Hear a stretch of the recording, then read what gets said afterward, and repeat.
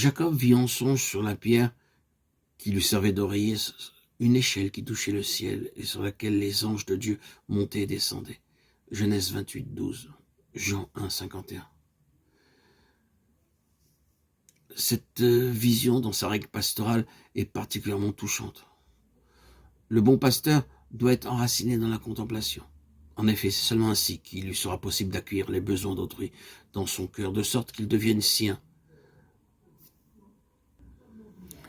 Ce récit de l'échelle de Jacob exprime de façon symbolique le lien inséparable entre montée et descente, entre l'éros qui cherche Dieu et l'agapé qui transmet le don reçu. Dans ce même cadre, on peut faire référence à saint Paul qui est enlevé au ciel jusque dans les plus grands mystères de Dieu et qui précisément à partir de là, quand il en redescend, est en mesure de se faire tout à tous. 2 Corinthiens 12, 2, 4, 1 Corinthiens 9, 22. De même, nous pouvons voir l'autre exemple concernant Moïse, qui entre toujours de nouveau dans la tente sacrée, demeurant en dialogue avec Dieu, pour pouvoir ainsi, à partir de Dieu, être à la disposition de son peuple. Au-dedans de la tente, ravi dans les hauteurs par la contemplation, il se laisse, au dehors de la tente, prendre par le poids des souffrants. Nous avons ainsi une première réponse, encore plutôt générale, aux deux questions précédentes. Au fond, l'amour est une réalité unique, mais avec des dimensions différentes. Tour à tour, l'une ou l'autre dimension peut émerger de façon plus importante. Là où cependant les deux dimensions se détachent complètement l'une de l'autre, apparaît une caricature ou en tout cas une forme réductrice de l'amour. D'une manière synthétique, nous avons vu aussi que la foi biblique ne construit pas un monde parallèle ou un monde opposé au phénomène humain originaire qui est l'amour, mais qu'elle accepte tout l'homme intervenant dans sa recherche d'amour pour la purifier, lui ouvrant en même temps de nouvelles dimensions.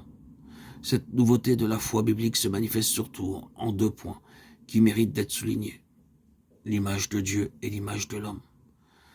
Il s'agit avant tout de la nouvelle image de Dieu dans les cultures qui entourent le monde de la Bible. L'image de Dieu et des dieux reste en définitive peu claire et en elle-même contradictoire. Dans le parcours de la foi biblique, à l'inverse, on note que devient toujours plus clair et plus univoque ce que la prière fondamentale d'Israël, le schéma reprend par ses paroles: écoute Israël, schéma Israël, Adonai Enu, Adonai Echad, le Seigneur notre Dieu est l'unique, écoute-le. Deutéronome 6.4. Il existe un seul Dieu qui est le créateur du ciel et de la terre et qui est donc aussi le Dieu de tous les hommes. 2 éléments sont singuliers dans cette précision. Le fait que, en vérité, tous les autres dieux ne sont pas Dieu et que toute la réalité dans laquelle nous vivons remonte à Dieu, qu'elle est créée par lui. Naturellement, l'idée d'une création existe aussi ailleurs, mais c'est là seulement qu'apparaît de manière absolument claire que ce n'est pas un Dieu quelconque, mais l'unique vrai Dieu lui-même qui est l'auteur de la réalité tout entière. Cette dernière provient de la puissance de sa parole créatrice. Cela signifie que sa créature lui est chère puisqu'elle a été voulue précisément par lui-même, qu'elle a été faite par lui. Ainsi apparaît alors le deuxième élément important: ce Dieu aime l'homme. La puissance divine qu'Aristote, au sommet de la philosophie grecque, chercha à atteindre par la réflexion est vraiment pour tout être objet du désir de l'amour. En tant que réalité aimée, cette divinité met le monde en mouvement.